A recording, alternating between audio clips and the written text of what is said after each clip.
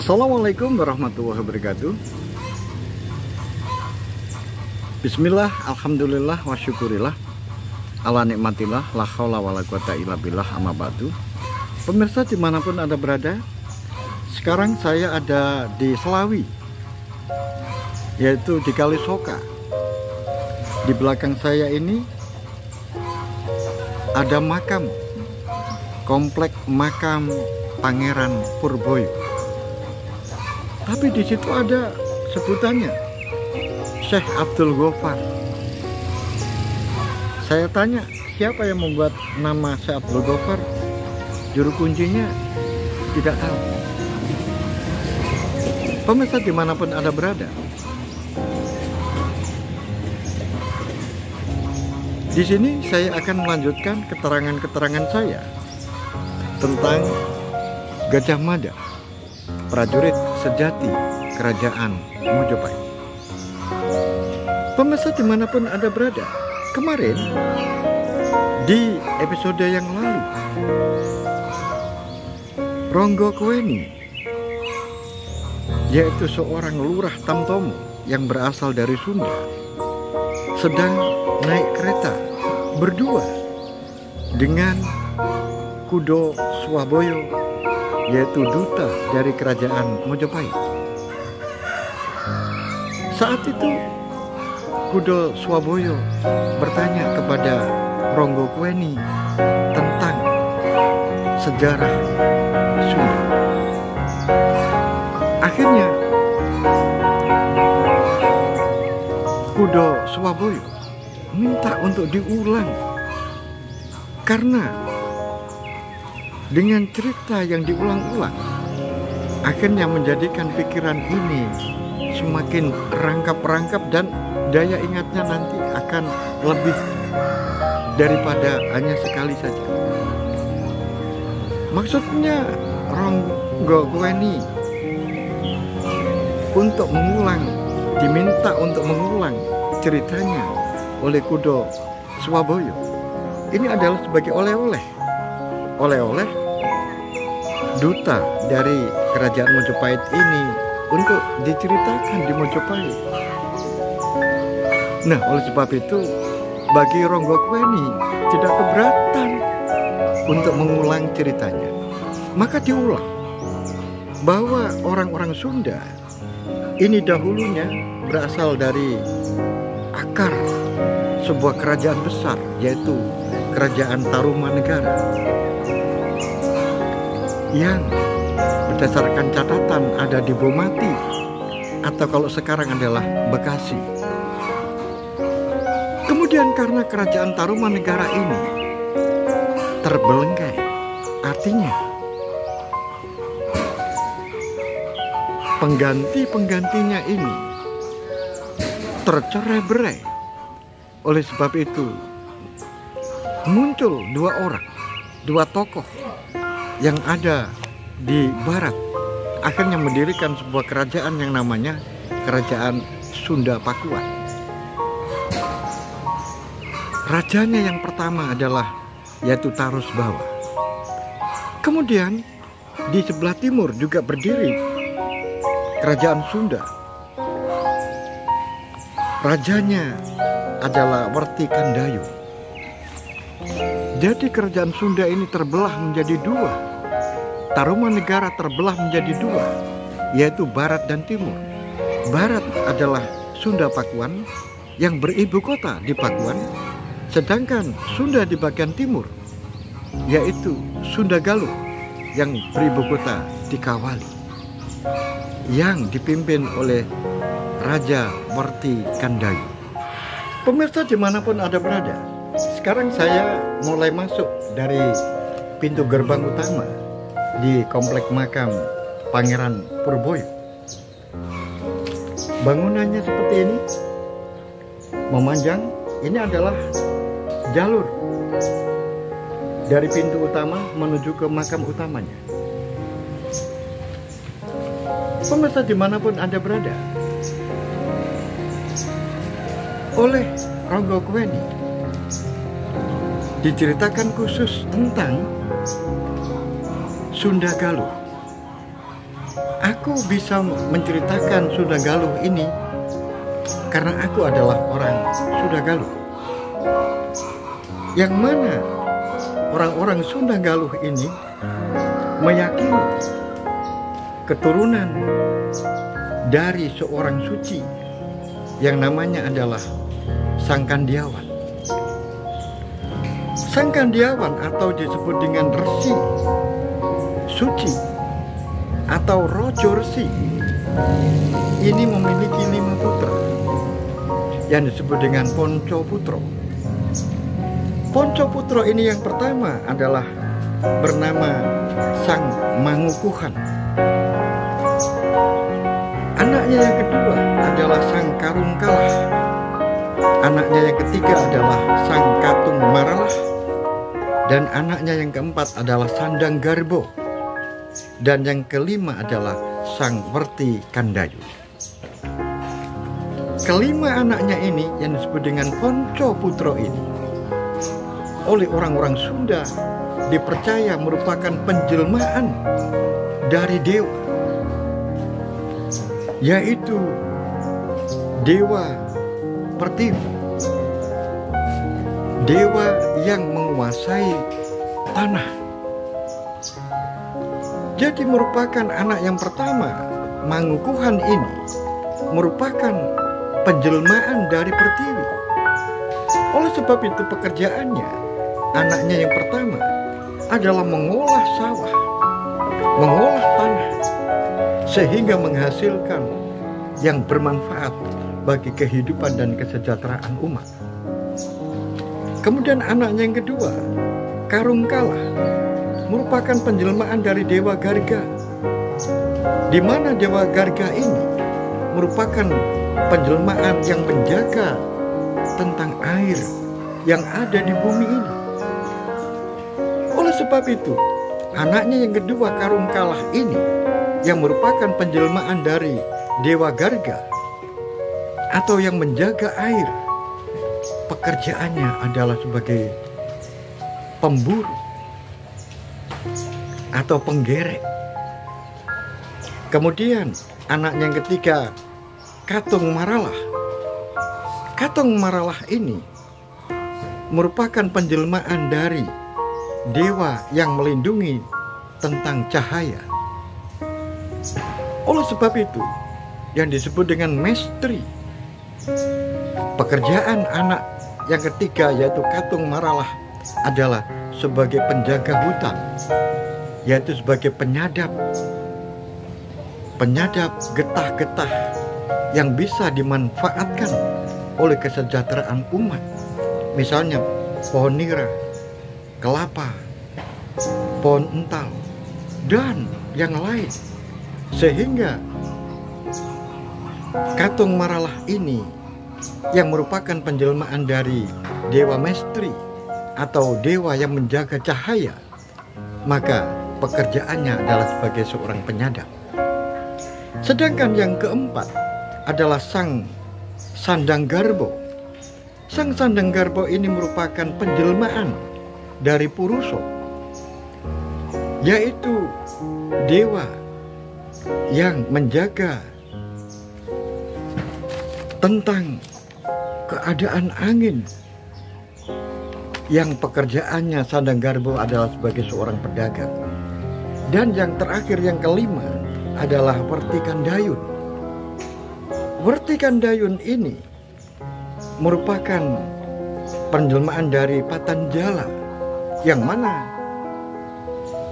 anaknya yang kelima ini sebagai seorang raja, karena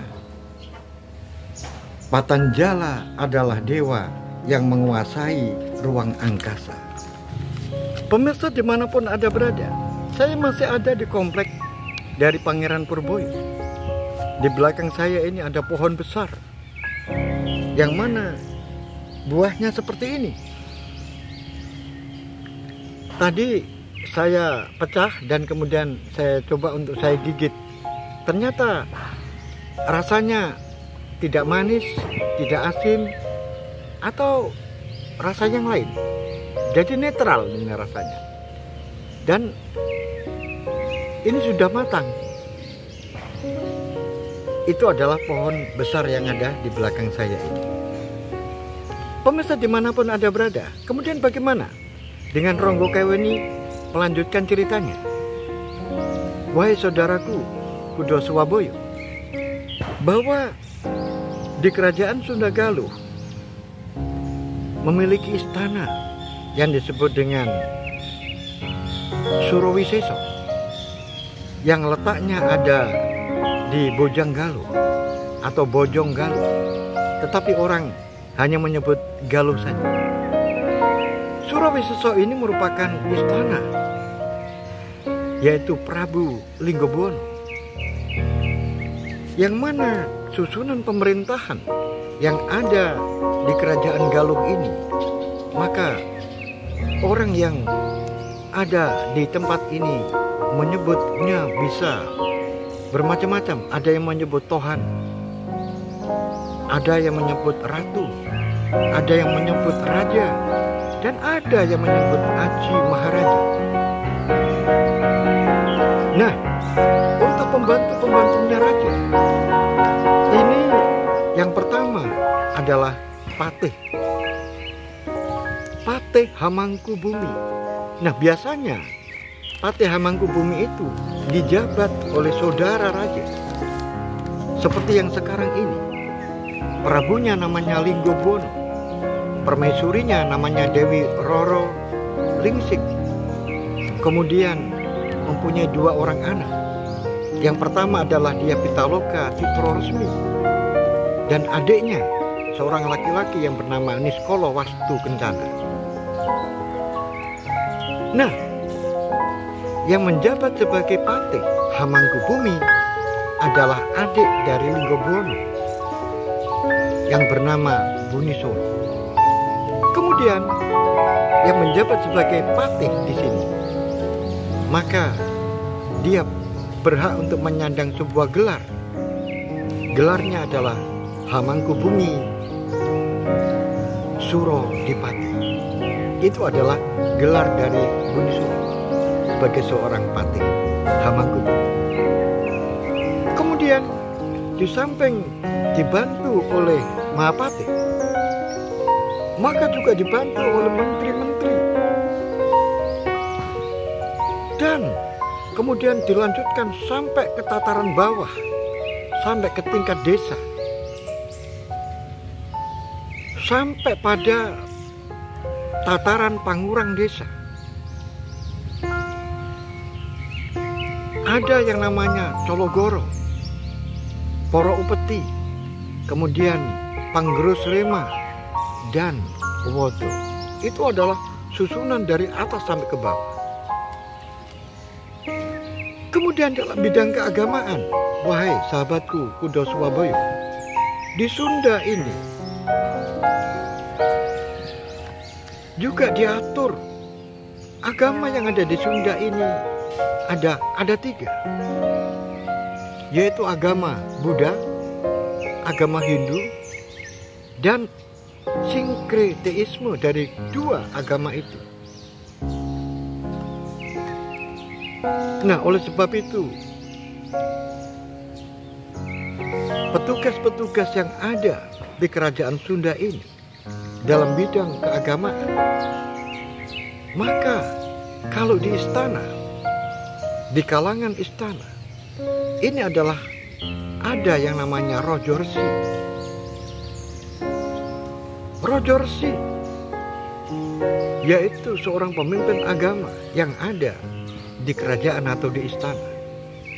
Tetapi juga banyak yang menyebar di luar istana,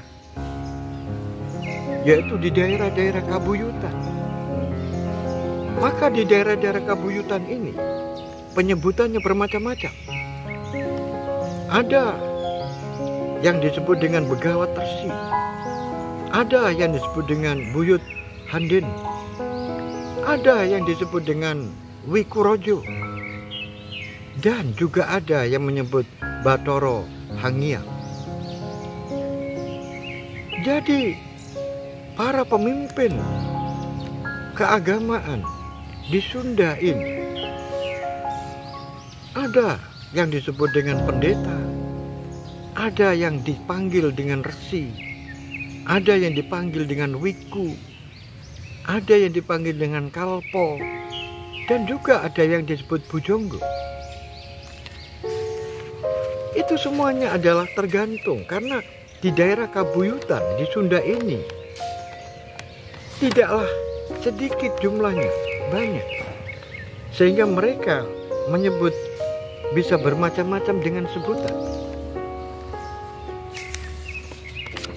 Jadi di Sunda ini pun juga ada aturan-aturan, baik aturan-aturan yang terkait dengan tata cara keagamaan, dan ada tata cara pemerintahan. Jadi agama Hindu dan agama Buddha di Sunda ini juga begitu. Ada yang menggabungkan keduanya. Maka ada 3 kitab undang-undang di Sunda ini yang mengatur tentang kehidupan masyarakat. Ada yang disebut dengan kitab Dewoso Nono. Aturan Dewoso Nono tentu saja mengatur hal-hal tentang penyembahan para dewa, yaitu dalam praktek kehidupan sehari-hari.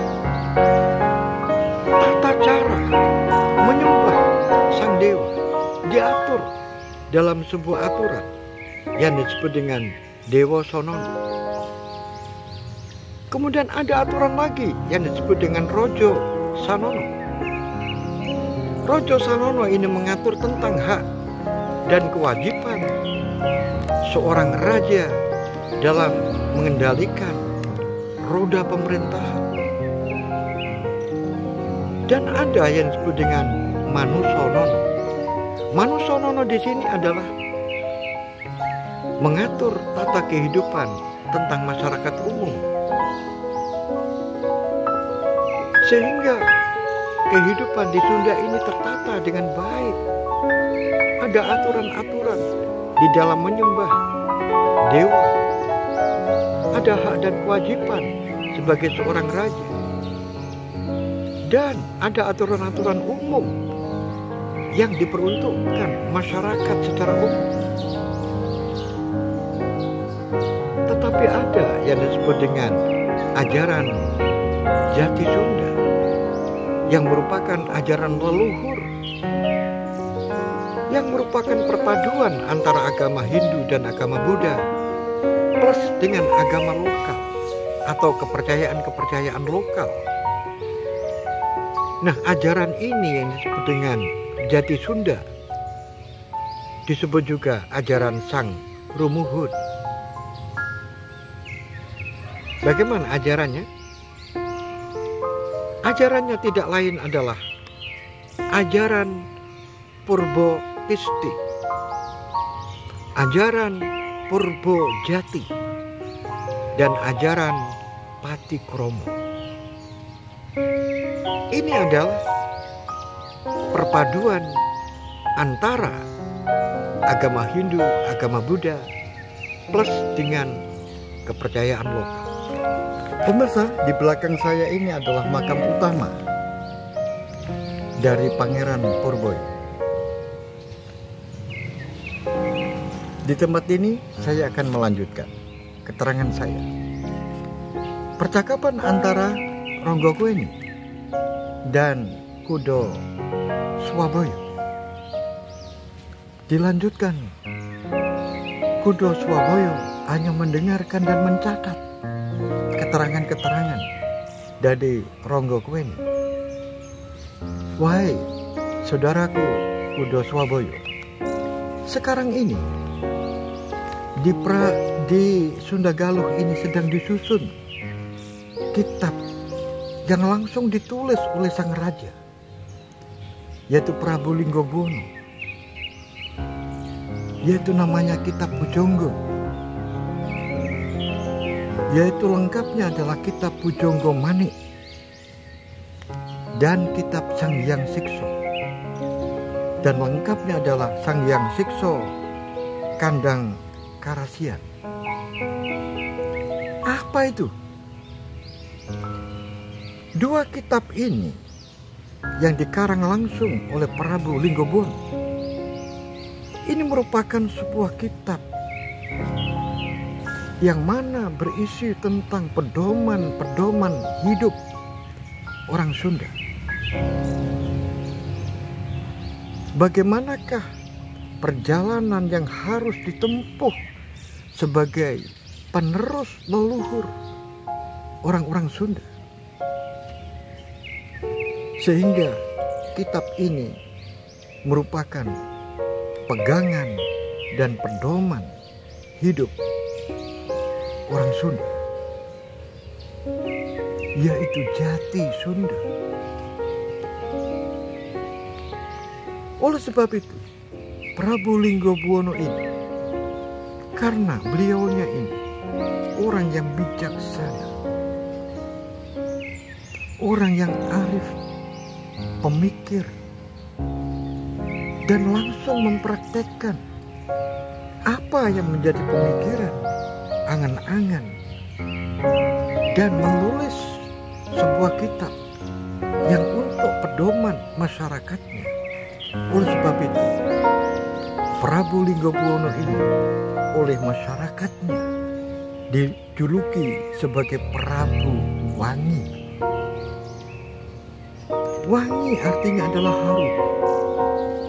Yang dimaksud harum adalah harum namanya, harum pemikirannya, dan harum apa yang telah dilakukan dan dipraktekkan di dalam kehidupan bermasyarakat, berbangsa, dan bernegara.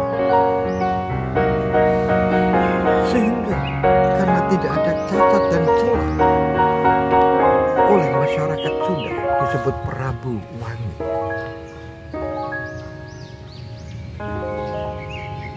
Kemudian ada kitab lagi, yaitu kitab yang ditulis oleh orang-orang Buddha.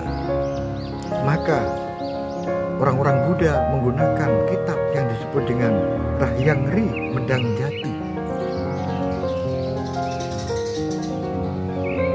yang bukunya namanya Sang Hyang Watang Agung. Ini yang dicipta oleh seorang Buddhis, Rahyang Ri Medang Jati. Kemudian secara umum Undang-Undang Dinggaluh Sunda ini yaitu berdasarkan Rojo Sanono yang seperti saya jelaskan tadi.